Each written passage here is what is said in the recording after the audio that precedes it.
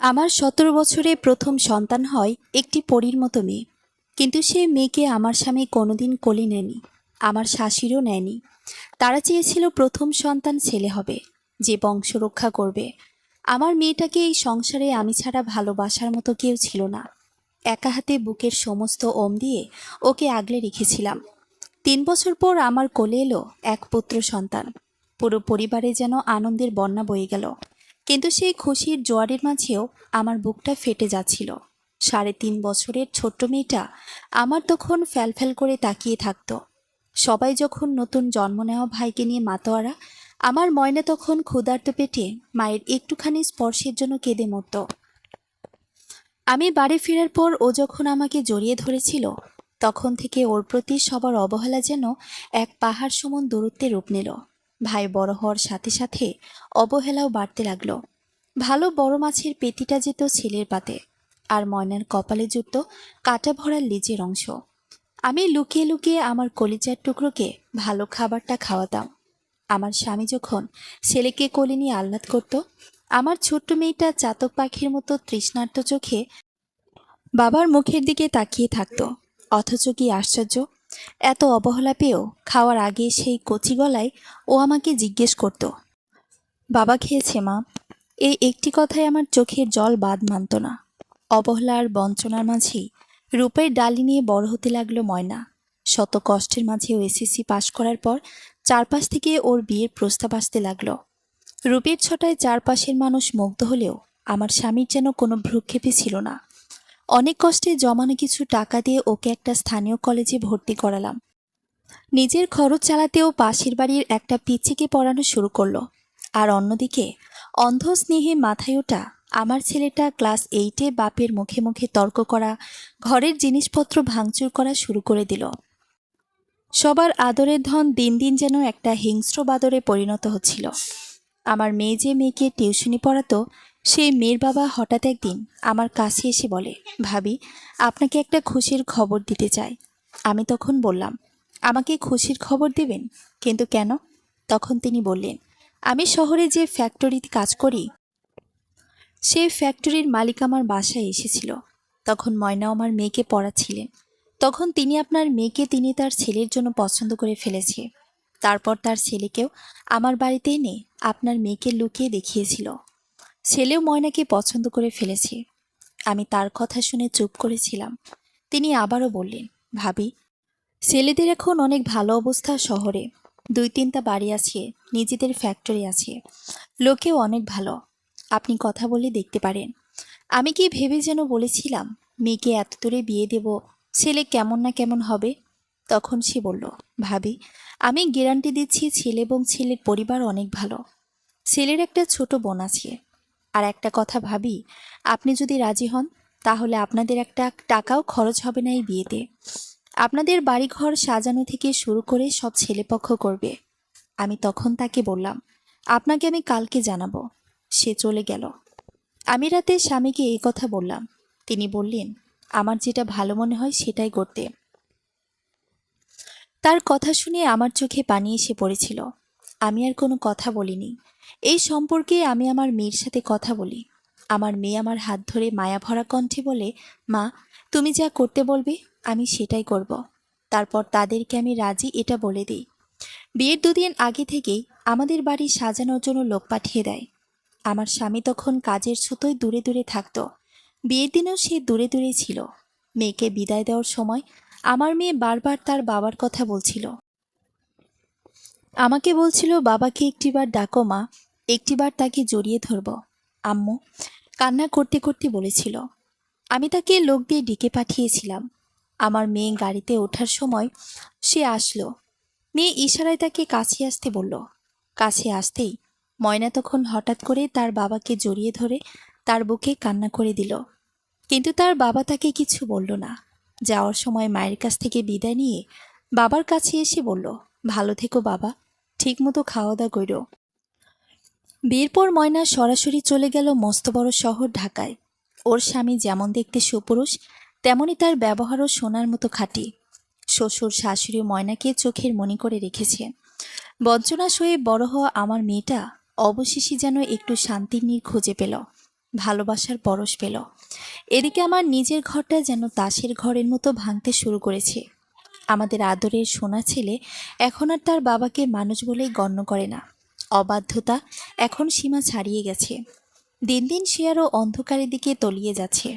সামান্য কিছু নিয়ে রাগ হলেই ঘরের দামি জিনিস আছাড় দিয়ে ভাঙা, বাবা মাকে অশ্রাব্য ভাষায় গালিগালাজ করা এখনও রোজকার নিয়ম।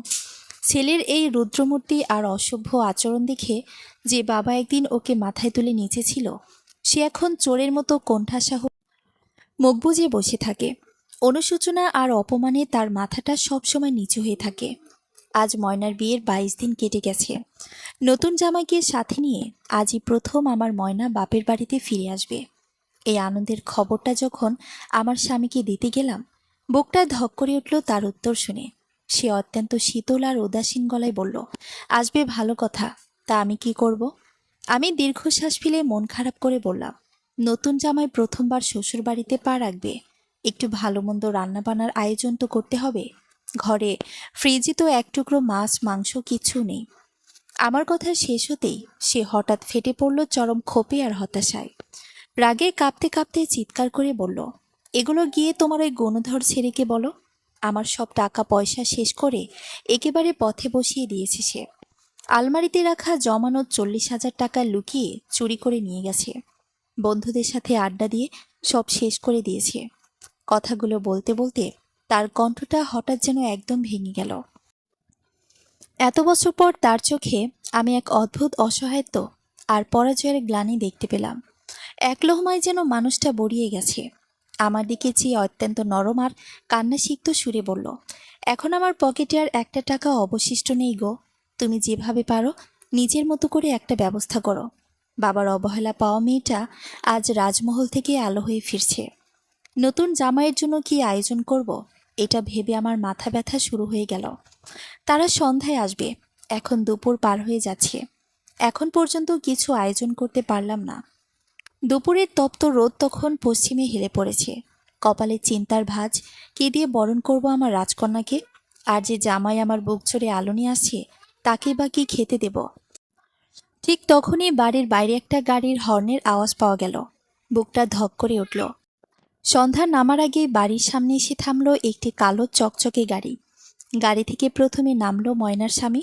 যেমন সুন্দর চেহারা, তেমনি তার নম্র অবয়ব। আর তারপর নামলো আমার ময়না।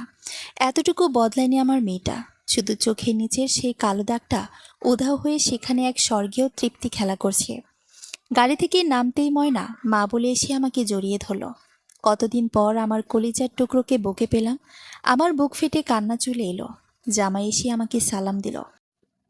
তার সেই নরম ব্যবহার দেখে মুগ্ধ হয়ে গেলাম।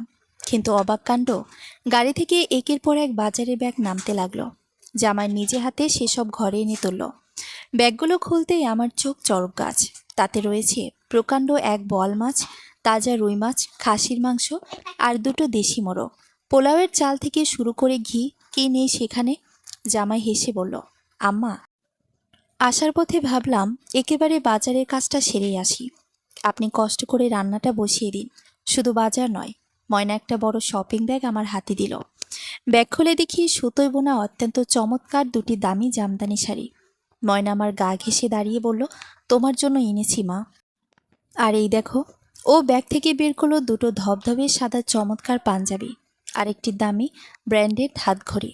ঘড়িটা ওর ছোট ভাইয়ের জন্য এনেছে, যে ভাই ওকে কোনোদিন আপা বলে সম্মান করেনি। আজও যার অত্যাচারের ঘরটা নরক হয়ে আছে, বোন কিন্তু তার কথা ভুলেনি। আমি রান্নাঘরে গিয়ে তড়িঘড়ি করে চুলা ধরালাম। ময়নাও এসে আমার হাতে হাতে হাত মিলিয়ে কাজে লেগে গেল।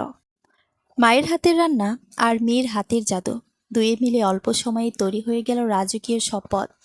সুগন্ধে পুরো বাড়ি মমো করতে লাগলো। ঠিক সন্ধ্যা পার হতেই ময়নার বাবা বাইরের ঘরের অন্ধকার কোণ থেকে ধীর পায়ে বেরিয়ে এলো। অপমানের লজ্জায় আর পকেটে টাকা না থাকার গ্লানিতে মানুষটা গত কয়েকদিন ধরে যেন লুকিয়েছিল। তার পরনে মলিন ফতোয়া, চোখ দুটো কোটরে বসা। ময়না তখন ডাইনিং টেবিলে খাবার সাজাচ্ছিল। বাবাকে দেখা মাত্রই তার চোখ দুটো চকমক করে উঠল। ও সব কাজ ফেলে ঘর থেকে শপিং ব্যাগগুলো এনে বাবার সামনে গিয়ে দাঁড়ালো। ওর দুহাতে পরম যত্নে ধরা সেই নতুন পাঞ্জাবি দুটো। ময়না পাঞ্জাবি দুটো বাবার গায়ের সামনে মেলে ধরে মায়াবী গলায় বলল, বাবা, এই দেখো, তোমার জন্য পাঞ্জাবি দুটো আমি নিজেই পছন্দ করে এনেছি। একটু পরে আমরা সবাই একসাথে খেতে বসবো। তুমি এটা একটু পরে দেখো তো ঠিকঠাক লাগে কিনা। তুমি তুমি তো আগের চেয়ে অনেক শুকিয়ে গেছো বাবা। একটু বড় হতে পারে মনে হচ্ছে এখন। মেয়ের কণ্ঠের সেই অবারিত স্নেহ, সেই চিরন্তন বাবা ডাক, যা কোনোদিন অবহেলার বদলে একটুও ফিকে হয়নি, তা যেন আজ বজ্রের মতো আঘাত করলো আমার স্বামীর বুকে। যে মেয়েকে কোনোদিন কোলে নেয়নি, একটু আদর করেনি, যে মেয়ে একটু ভালো খাওয়ার আশায় চাতকের মতো চেয়ে থাকতো বাবার দিকে, আমার স্বামী আর নিজের আবেগ ধরে রাখতে পারলেন না। সারা জীবনের পাপ, অনুশোচনার গ্লানি এক মুহূর্তে বাঁধ ভেঙে বেরিয়ে এলো। কোনো কথা না বলে এক লোহমায় তিনি ধপ করে ময়নার পায়ের উপর পড়ে গেলেন। মেয়ের দুটো পা জড়িয়ে ধরে বাচ্চাদের মতো হাউমাউ করে কেঁদে উঠলেন। কান্নায় ভেঙে পড়া গলায় বললেন, আমারে মাফ করে দে মা, আমি মানুষ না, আমি পশু পাখির চেয়ে অধম।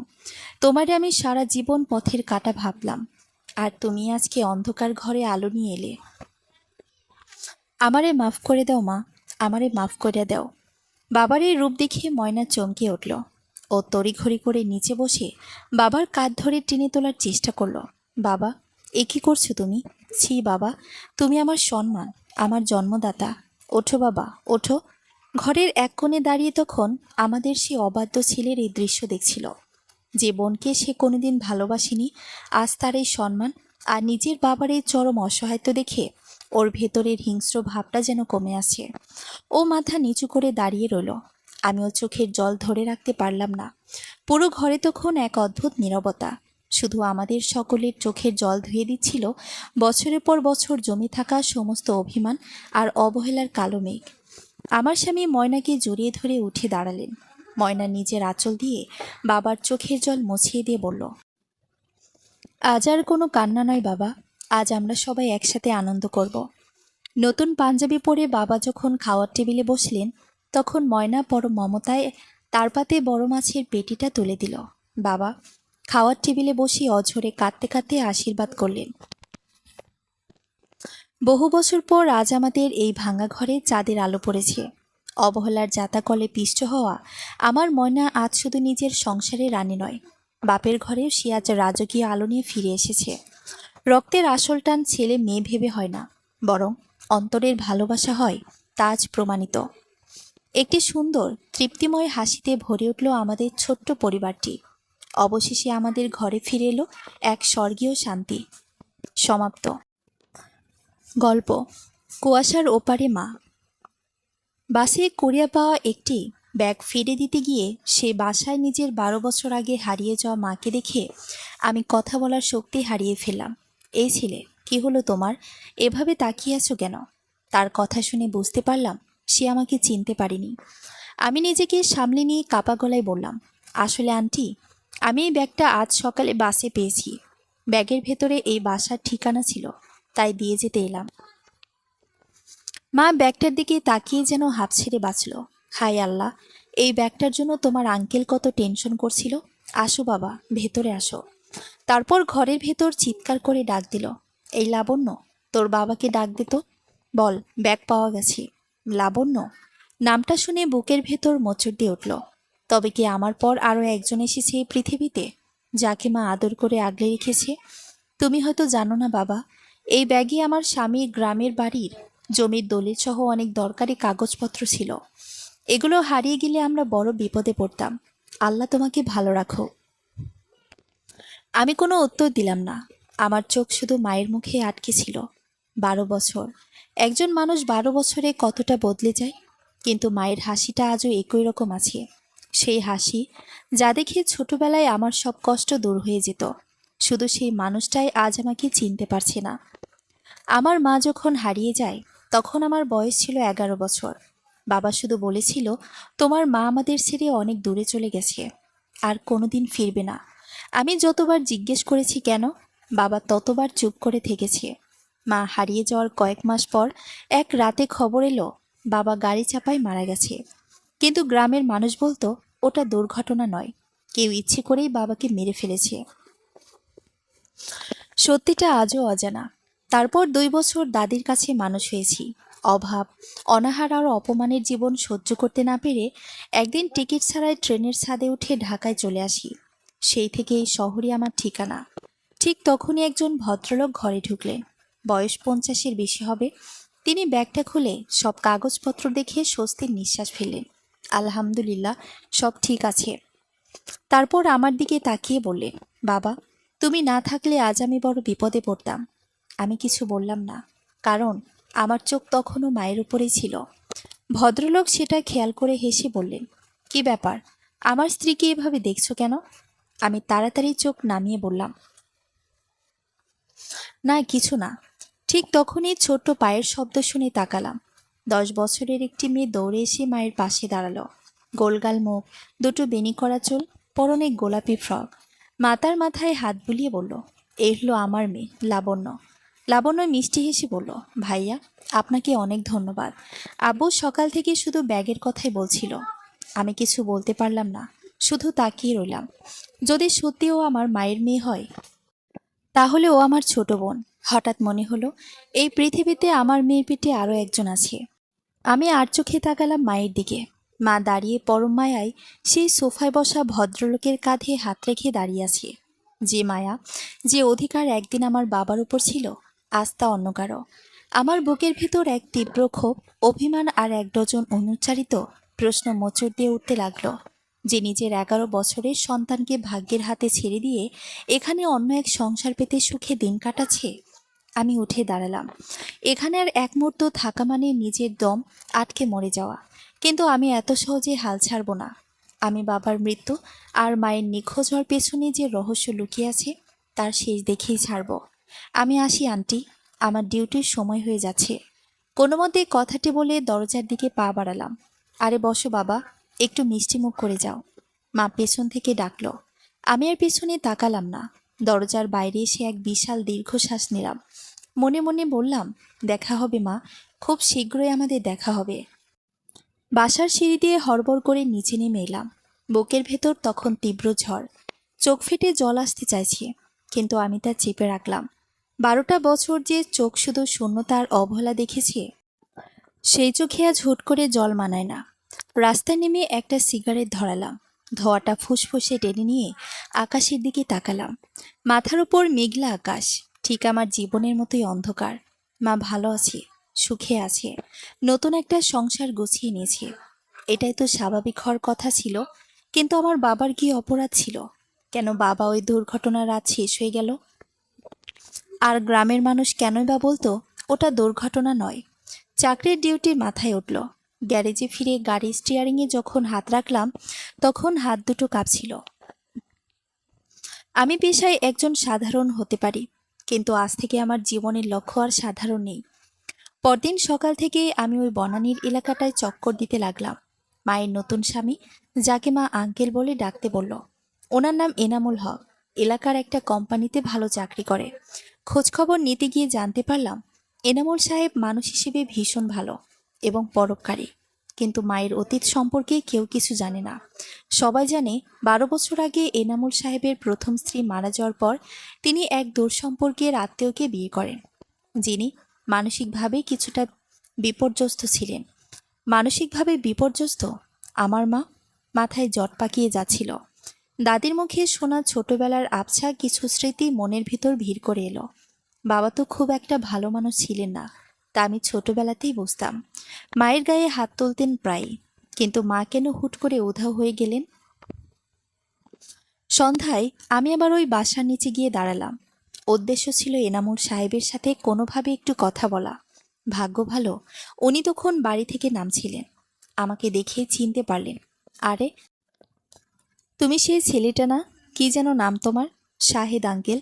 আমি বানিয়ে একটা নাম বললাম। হ্যাঁ, শাহেদ। এখানে কি করছো বাবা? আসলে আঙ্কেল, আমি একটা পার্ট টাইম ড্রাইভিংয়ের কাজ খুঁজছিলাম। যদি আপনার চেনা জানার মধ্যে। এনামুল সাহেব আমার দিকে কিছুক্ষণ তাকিয়ে রইলেন। তারপর হেসে বললেন, আমার নিজের একটা গাড়ি আছে, তবে ড্রাইভার না থাকার কারণে কেউ চালায় না। তবে তুমি যদি চাও, কাল থেকে আমার গাড়ি চালাতে পারো। বেতন খুব একটা ভালো দিতে না পারলেও খারাপ দেব না। আমি ভেতরে ভেতরে শিউরে উঠলাম। নিয়তি বোধ হয় একেই বলে, যে মায়ের খোঁজে 12 বছর কেটে গেছে, আজ তার ঘরের দরজায় এসে দাঁড়িয়েছি আমি। পরদিন থেকে আমার নতুন ডিউটি শুরু হলো। গাড়ি নিয়ে যখন ওনাদের পোর্টিকোয় দাঁড়ালাম তখন লাবণ্য দৌড়ে নিচে নেমে এলো। আরে, ব্যাগ ফেরত দেওয়া ভাইয়াটা আমাদের ড্রাইভার। সে বেশ খুশি হলো। আমি মৃদু হাসলাম। আমার নিজের বোন, অথচ ও জানেই না আমাদের শরীরে একই মায়ের রক্ত বইছে। দুপুরের দিকে এনামুল সাহেবকে নামিয়ে দিয়ে আমি গাড়িতে বসেছিলাম। হঠাৎ ওনার ফেলে যাওয়া একটা ডায়েরি চোখে পড়ল। ডায়েরির পাতায় ওনার ব্যক্তিগত কিছু নোট লেখা। কৌতূহল সামলাতে না পেরে পাতা উল্টাতে উল্টাতে একটা পুরনো চিঠির টুকরো পেয়ে গেলাম। হস্তাক্ষরটা আমার খুব চেনা। ওটা আমার মায়ের হাতে লেখা। চিঠির ভাঙা ভাঙা লাইনে যা লেখা ছিল তারপরে আমার পায়ের তলার মাটি সরে গেল। এনামুল ভাই, ও আমাকে আর বাঁচতে দেবে না। ওই ডাইনিটার সাথে মিলে ও আমার সন্তানকে বিক্রি করে দেওয়ার হুমকি দিচ্ছে। আমি রাজীবের এই পৈশাচিক রূপ আর সহ্য করতে পারছি না। ও জুয়া আর অন্য নারীর নেশায় অন্ধ হয়ে গেছে। আমি যদি আজ পালিয়ে নিয়ে যাই, ও আমার ছোট ছেলেটাকে শেষ করে দেবে। আমি দূর থেকে আমার ছেলেকে দেখে রাখবো, কিন্তু ওর সামনে যাব না। ও জানুক ওর মা মরে গেছে, তাও যেন এই নরপশুটার কাছে আমার ছেলেটা সুরক্ষিত থাকে। চিঠিটা পড়তে পড়তে আমার চোখ দিয়ে টপ টপ করে জল পড়তে লাগলো। তার মানে মা কোনো অপরাধ করেনি। মা আমাদের ছেড়ে চলে যায়নি, বরং আমাদের বাঁচানোর জন্যই নিজের সংসার ত্যাগ করেছিল। আমার বাবা, যাকে আমি এতদিন নির্দোষ ভেবে এসেছি, সে আসলে এক অন্য নারীর ফাঁদে পড়ে নিজের পরিবারকে ধ্বংস করেছিল। আর বাবার সেই তথাকথিত দুর্ঘটনা, তবে সে কি অন্য নারী আর জুয়ার আড্ডার কোনো শত্রু নাকি মেরে ফেলেছিল? কি ব্যাপার সাহেব, কাঁদছো কেন? হঠাৎ গাড়ির দরজায় চেনা গলার আওয়াজ। চমকে তাকিয়ে দেখি মা দাঁড়িয়ে আছেন, হাতে একটা টিফিন ক্যারিয়ার। হয়তো এনামুল সাহেবের জন্য খাবার পাঠাতে এসেছিলেন। আমি তাড়াতাড়ি চোখ মুছে গাড়ি থেকে নামলাম। মা আমার চোখের দিকে তাকালেন।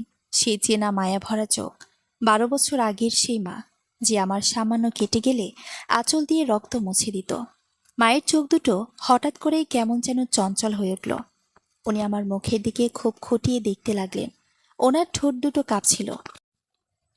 তোমার তোমার থুতনির নিচে ওই কাটা দাগটা কিসের বাবা? মায়ের গলা বুঝে এলো।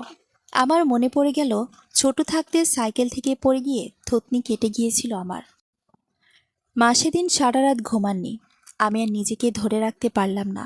কাঁপানো গলায় বললাম, মা, চিনতে পারোনি তোমার সেই অভাগা ছেলেকে? মায়ের হাতে টিফিন ক্যারিয়ারটা ঝনঝন শব্দ করে পিচঢালা রাস্তায় পড়ে গেল। টিফিন ক্যারিয়ারটা যখন রাস্তায় পড়ে গেল, চারপাশের শব্দ যেন এক নিমিষেই স্তব্ধ হয়ে গেল।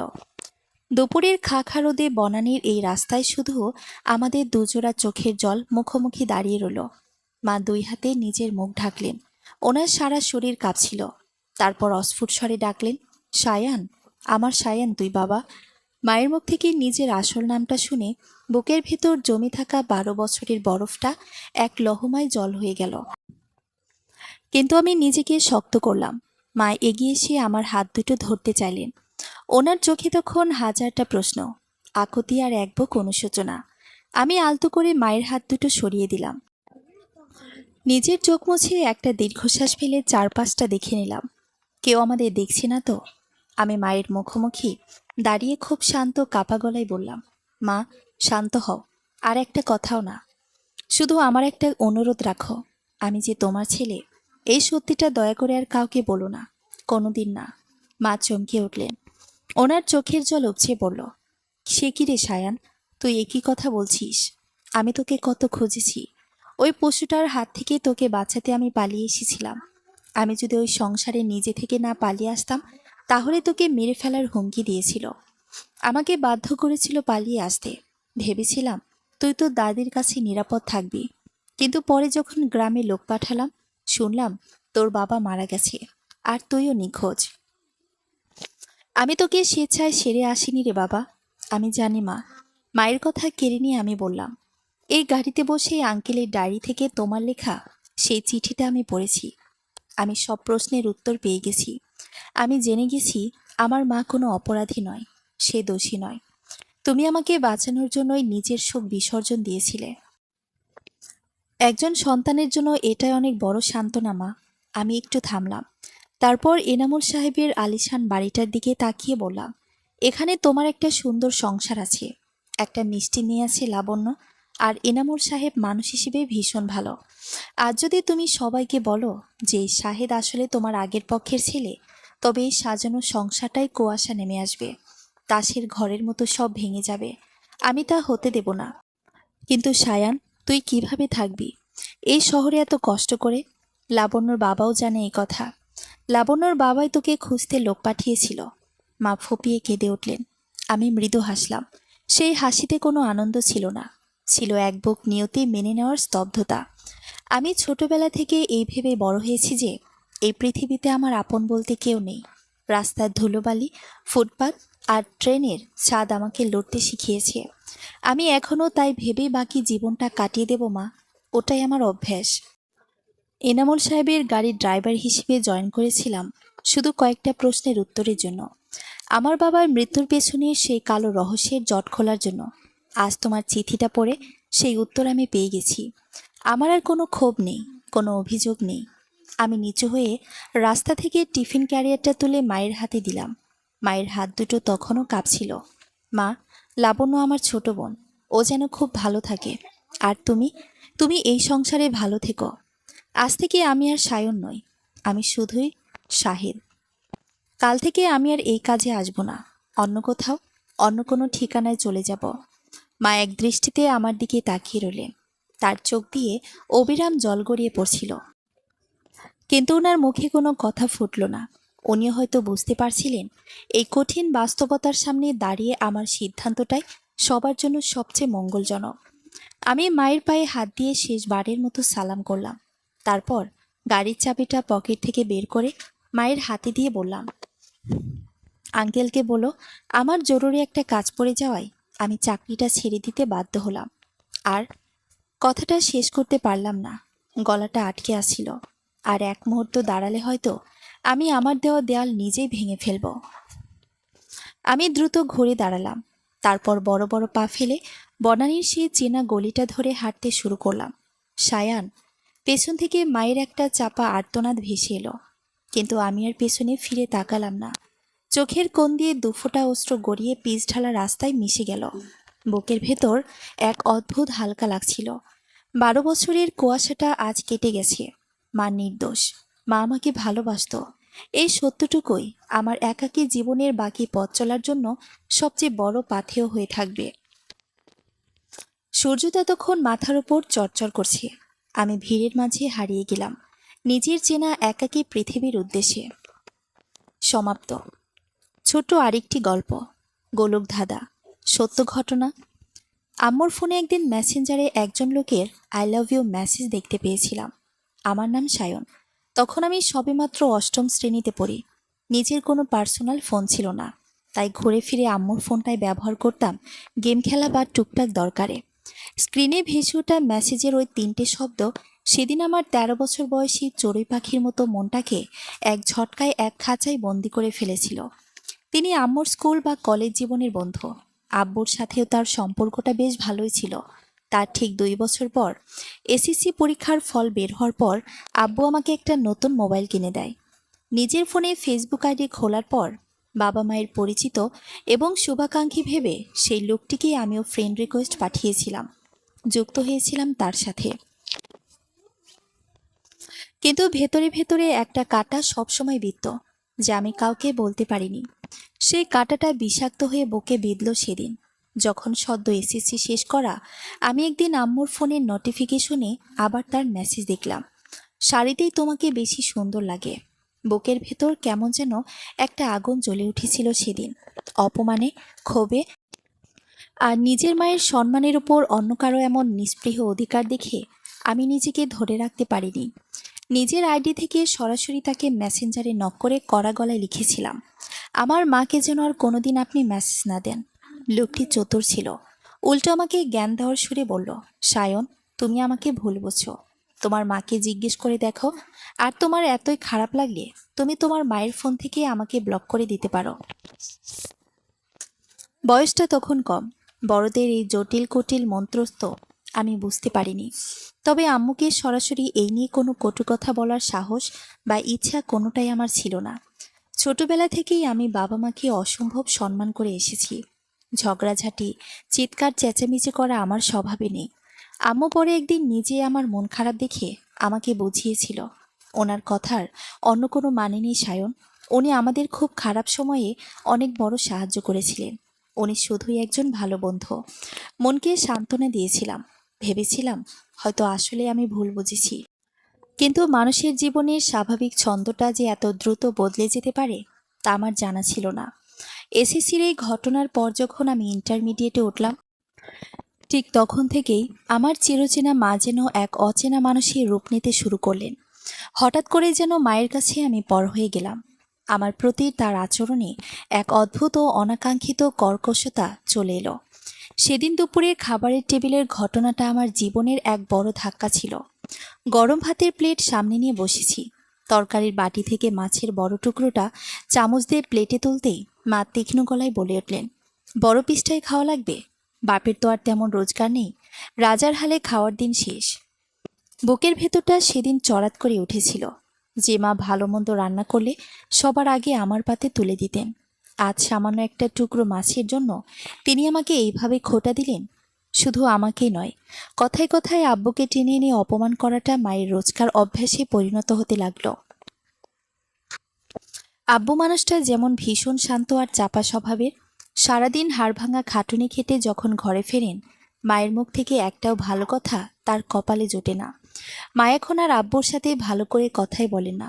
সবসময় একটা অবহেলা, একটা তাচ্ছিলের সুর, যেন আব্বু এই সংসারের কেউ নন, কেবল একটা অপ্রয়োজনীয় আসবাবপত্র। আমি প্রায়ই দেখতাম মায়ের হাতে ফোন থাকলে মায়ের ফোনের কিপ্যাডের হালকা আওয়াজ আসছে। কার সাথে এত কথা মায়ের? সেই কলেজ জীবনের বন্ধু, নাকি অন্য কেউ? আমি খাটে শুয়ে ছটফট করি। একদিকে আমার শ্রদ্ধেয় বাবা, যিনি নিজের সমস্ত সুখ বিসর্জন দিয়ে আমাদের হাসি মুখ দেখতে চান, আর অন্যদিকে আমার মা, যাকে আমি পৃথিবীর সবচেয়ে পবিত্র মানুষ বলে জানতাম। কিন্তু মায়ের এই নীরব পরিবর্তন, আব্বুর প্রতি এই চরম অবহেলা আর আমাকে কথায় কথায় দেওয়া মানসিক যন্ত্রণা, সবকিছুর পেছনে কি তবে এই মেসেজের মানুষটাই রয়েছে? একদিন দুপুরের ঘটনা। আব্বু অফিসে গিয়েছেন। আমি কলেজ থেকে একটু আগেই ফিরেছি। ড্রয়িং রুমের দরজাটা ভেজানো ছিল। আলতো করে ধাক্কা দিতেই ভেতরে যা দেখলাম, তাতে আমার পায়ের তলার মাটি সরে গেল।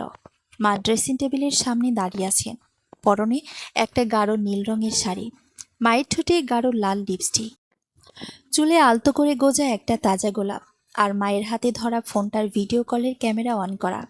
হাসি মুখে ফোনের ওপাশে থাকা কারো সাথে ভিডিও কলে কথা বলছেন। স্ক্রিনের ওপাশ থেকে পুরুষালী কণ্ঠ ভেসে এলো, বলেছিলাম না, এই শাড়িটাই তোমাকে ঠিক আকাশের মতো দেখায়। আমার নিঃশ্বাস বন্ধ হয়ে আসছিল। দরজার হাতলটা শক্ত করে চেপে ধরলাম আমি। হাত কাঁপছে, চোখ ফেটে জল বেরিয়ে আসতে চাইছে। ঠিক তখনই মায়ের চোখ পড়ল দরজার ফাঁক দিয়ে দাঁড়িয়ে থাকা আমার ওপর। মায়ের হাসি মুখটা পলকে ফ্যাকাশে হয়ে গেল। মায়ের হাতে ফোনটা কাঁপতে কাঁপতে ড্রেসিং টেবিলের ওপর রেখে দিল। ওপাশ থেকে তখনও সেই পুরুষালী কণ্ঠটা ভেসে আসছিল, কি হলো রেনু, চুপ করে গেলে কেন? মা তড়িঘড়ি করে কলটা কেটে দিলেন। আয়নায় মায়ের সে লাল লিপস্টিক মাখা ঠোঁট দুটো তখন ভয়ে কাঁপছিল। যে মা আমি চিরকাল শাড়ির আঁচলে মুখ লুকানো এক সংসারী নারী হিসেবে দেখে এসেছি, আজ তার এই রূপ আমার কিশোর মনের সমস্ত বিশ্বাসকে এক নিমেষে গড়িয়ে দিল। আমি একটা শব্দও করলাম না, শুধু একদলা তীব্র ঘৃণা আর কষ্ট গলার কাছে দলা পাকিয়ে এলো। মায়ের দিকে শেষবার তাকিয়ে আমি নিজের ঘরের দরজাটা ভেতর থেকে আটকে দিলাম। ড্রয়িং রুমের ওই নীল শাড়ি, লাল লিপস্টিক আর ফোনের ওপাশের কণ্ঠটা আমার মাথার ভেতর অবিরাম হাতুড়ি পেটাতে লাগলো। সেদিন রাতে আব্বু যখন অফিস থেকে ফিরলেন, তখন তার শরীরটা ক্লান্তিতে ভেঙে পড়ছিল, অথচ ডাইনিং টেবিলে খাবার দেওয়া ছিল না। মা নিজের ঘরে দরজা বন্ধ করে শুয়ে আছেন। আব্বু রান্নাঘরে গিয়ে নিজেই একটা প্লেটে ঠান্ডা ভাত বেড়ে নিলেন। আমি আড়াল থেকে দেখছিলাম। অতিরিক্ত পরিশ্রমে আব্বুর হাত দুটো কাঁপছিল। যে মানুষটা নিজের জীবনের সবটুকু রক্ত জল করে আমাদের ভালো রাখার চেষ্টা করছেন, তার এই পরিণতি আমি মেনে নিতে পারছিলাম না। আমার খুব ইচ্ছে করছিল আব্বুকে জড়িয়ে ধরে চিৎকার করে বলি, আব্বু আমি তোমাকে ভালোবাসি, আমাদের সংসারটা আর আগের মতো নেই। কিন্তু আমি পারিনি। এক চরম অপরাধবোধ আমাকে গ্রাস করে নিল। এরপর থেকে সংসারের ভাঙনটা আরও স্পষ্ট হতে শুরু করলো। মা এখন আর কোনো আড়াল রাখার প্রয়োজনও বোধ করে না। রান্নাবান্না প্রায় বন্ধ। ঘরের কোণে ধুলোর আস্তরণ। আব্বু কিছু বলতে গেলেই মা চিৎকার শুরু করে দেন, তোমার মতো অসফল পুরুষের সাথে সংসার করাই আমার জীবনের সবচেয়ে বড় ভুল। কে দিয়েছো তুমি আমাকে? একটু ভালো শাড়ি, একটু ভালো গয়না দেওয়ার ক্ষমতা নেই, আবার মুখ ফুটে কথা বলতে আসো। আব্বু কোনো প্রতিবাদ করতেন না, শুধু মাথা নিচু করে বারান্দায় গিয়ে দাঁড়িয়ে থাকতেন। অন্ধকারের দিকে তাকিয়ে থাকা তার সেই পিঠটা দেখলে আমার বুকটা ফেটে যেত। একদিন কলেজ থেকে ফিরে দেখি ড্রয়িং রুমে এক অদ্ভুত নীরবতা। আব্বু সোফায় স্তব্ধ হয়ে বসে আছেন, তার হাতে মায়ের ফোন। মা সামনে দাঁড়িয়ে, চোখে কোনো অপরাধ বোধ নেই, বরং এক ধরনের অদ্ভুত অহংকার। হ্যাঁ, আমি রাজীবকে ভালোবাসি। মায়ের এই একটা বাক্য যেন পুরো ঘরের বাতাসকে বিষাক্ত করে তুলল। মা চিৎকার করে বলছিলেন, ও আমাকে মর্যাদা দেয়, আমার সৌন্দর্যের প্রশংসা করে, আর তুমি সারা জীবন শুধু অভাব আর খাটনি উপহার দিলে। আমি আর এই নরকে থাকতে পারবো না। আব্বু কাঁদছিলেন না, তার চোখ দুটো লাল হয়ে গিয়েছিল, কিন্তু মুখ দিয়ে একটা শব্দ বের হচ্ছিল না। মানুষের যখন সবকিছু শেষ হয়ে যায়, তখন বোধ হয় সে এভাবেই পাথর হয়ে যায়। মা ঘরে গিয়ে আলমারি খুলে নিজের কাপড় চোপড় আর গয়নাগাটি ব্যাগে ভরতে লাগলেন। আমি মায়ের সামনে গিয়ে দাঁড়ালাম। অবরুদ্ধ গলায় বললাম, আম্মু, তুমি চলে যাচ্ছ? মা আমার দিকে তাকালেন, কিন্তু সেই চোখে কোনো মাতৃত্ব ছিল না, ছিল এক অচেনা অন্ধমোহ। মা কর্কশ গলায় বললেন, তোর বাপের সংসারে তোদের দুজনের অভাবের নাটক নিয়ে আর থাকতে পারলাম না সায়ন, আমাকে আটকাতে আসিস না। মা যখন রাজীবের পাঠানো গাড়িতে উঠে চলে যাচ্ছিলেন, আমি জানালা দিয়ে তাকিয়ে দেখলাম আকাশের বুকে কালো মেঘ জমছে। একটা মানুষের ভুল ইচ্ছে আর পরকীয়ার লোভ কিভাবে একটা হাসি খুশি পরিবারকে শ্মশান বানিয়ে দিতে পারে, তা আমি নিজের চোখে দেখলাম। মা চলে গেলেন ঠিকই, কিন্তু রেখে গেলেন এক ধ্বংসস্তূপ। ড্রয়িং রুমের কোণে মায়ের সে ফেলে যাওয়া তাজা গোলাপটা ততক্ষণে শুকিয়ে কালো হয়ে গেছে। আর সোফায় বসে থাকা আমার আব্বু, যিনি লিভিং রুমের শূন্যতার দিকে তাকিয়ে ফিসফিস করে বলছিলেন, আমি তো কোনো কমতি রাখিনি সায়ন, তবে কেন এমন হলো? সংসারটা ভেঙে গেল। একটা মায়ের হাত ধরে যে বাড়িটা স্বর্গ হতে পারত, আজ সেই মায়ের কারণেই তা এক জীবন্ত নরকে পরিণত হলো। মা চলে যাওয়ার পর বাড়িটা আর বাড়ি রইল না, ওটা হয়ে উঠল একটা জীবন্ত কবরস্থান। ঘরের প্রতিটি দেওয়ালে মায়ের সেই কর্কশ কণ্ঠ আর আব্বুর নীরব দীর্ঘশ্বাসের প্রতিধ্বনি লেগেছিল। যে মানুষটা সারা জীবন আমাদের জন্য হাড়ভাঙ্গা খাটুনি খাটলেন, তিনি কেমন যেন খোলসের ভেতর ঢুকে গেলেন, অফিস যাওয়া বন্ধ করে দিলেন, দিনরাত শুধু বারান্দায় ওই অন্ধকারটার দিকে তাকিয়ে বসে থাকতেন। আমি দূর থেকে দেখতাম আব্বুর চোখের নিচে কালচে দাগ পড়ে গেছে, চুলগুলো কয়েকদিনেই পেকে সাদা হয়ে গেছে। মাঝে মাঝে মাঝরাতে আমার ঘুম ভেঙে যেত, শুনতাম আব্বুর গঙ্গানির শব্দ আছে, গিয়ে দেখতাম আব্বু মেঝেতে বসে মায়ের একটা পুরনো শাড়ি জড়িয়ে ধরে বাচ্চাদের মতো ফুপিয়ে কাঁদছেন। যে মায়ের কারণে আমাদের এই পরিণতি, তার জন্যই আব্বুর এই হাহাকার আমি সহ্য করতে পারছিলাম না। আমার ভেতরে রাগ, ক্ষোভ আর ঘৃণা আমাকেও আস্তে আস্তে গ্রাস করছিল। ইন্টারমিডিয়েটের রেজাল্ট বের হলো, কোনো মতে টেনে টুনে পাশ করলাম, কিন্তু তা নিয়ে আব্বুর কোনো হেলদোল ছিল না। সংসারের এই দম বন্ধ করা পরিবেশ থেকে বাঁচতে আমি ঘরের বাইরে সময় কাটাতে শুরু করলাম। আর ঠিক তখনই আমার পরিচয় হলো পাড়ার কিছু বখাটে ছেলের সাথে। প্রথমে একটু স্বস্তির খোঁজে মনের কষ্টটা ভোলার জন্য একটা সিগারেটে টান দিয়েছিলাম, কিন্তু মনের ভেতর সেই বিষাক্ত কাঁটাটা এত সহজেই উপড়ে ফেলার মতো ছিল না। আস্তে আস্তে আমি ডুবে গেলাম মাদকের এক অন্ধকার জগতে। ফেন্সিডিল, ইয়াবা আর ড্যান্ডির নেশায় বোধ হয়ে আমি ভুলে থাকতে চাইতাম যে আমার একটা মা ছিল, যে মা আমাদের এভাবে পথে বসিয়ে দিয়ে গেছে। নেশার টাকার জন্য ঘরের টুকটাক জিনিসপত্র বিক্রি করতে লাগলাম। আব্বু সব দেখতেন, কিন্তু কিছু বলতেন না। তার সেই পাথরের মতো চাউনি আমাকে আরও বেশি ক্ষিপ্ত করে তুলত। মনে হতো তিনি কেন প্রতিবাদ করছেন না, কেন মায়ের মতো আমাকেও একটা চড় মেরে ঘর থেকে বের করে দিচ্ছে না। সেদিন ছিল একটা বৃষ্টি ভেজা থমথমে দুপুর। নেশার ঘরে আমি যখন বাড়ি ফিরলাম, তখন পুরো বাড়ি নিস্তব্ধ। কেমন যেন একটা অদ্ভুত ঠান্ডা বাতাস বসছিল ঘরের ভেতর। আব্বুর ঘরের দরজাটা ভেজানো ছিল। আমি আলতো করে ধাক্কা দিয়ে ভেতরে ঢুকলাম। পরের মুহূর্তে আমার চোখের সামনে পুরো পৃথিবীটা যেন উল্টে গেল। মাথার উপর সিলিং ফ্যানের সাথে ঝুলছে আব্বুর নিথর দেহটা। পায়ের নিচে উল্টে পড়ে আছে ডাইনিংয়ের সেই প্লাস্টিকের টোলটা। টেবিলে রাখা একটা চিরকুট, যাতে আব্বুর কাপা কাপা হাতের লেখায় শুধু একটা লাইন লেখা, সায়ন, আমি আর পারলাম না রে বাবা। তোর মায়ের দেওয়া অভাবের খোঁটা আর এই অপমান, আর আমার সামনে তোর সুন্দর জীবন নষ্ট হতে আমি আর দেখতে পারছি না। ভালো থাকিস বাপ আমার। আমি চিৎকার করতে চেয়েছিলাম, কিন্তু আমার গলা দিয়ে কোনো শব্দ বের হলো না। নেশার সমস্ত ঘোর এক ঝটকায় কেটে গেল। আমি আব্বুর ঝুলন্ত পায়ের উপর মাথা রেখে ডুকরে কেঁদে উঠলাম। কিন্তু ততক্ষণে অনেক দেরি হয়ে গেছে। যে মানুষটা আমাদের আগলে রেখেছিল, সে আজ সব অপমান থেকে মুক্তি পেয়ে গেছে। আজ আব্বু চলে যাওয়ার পর বেশ কিছুদিন কেটে গেছে।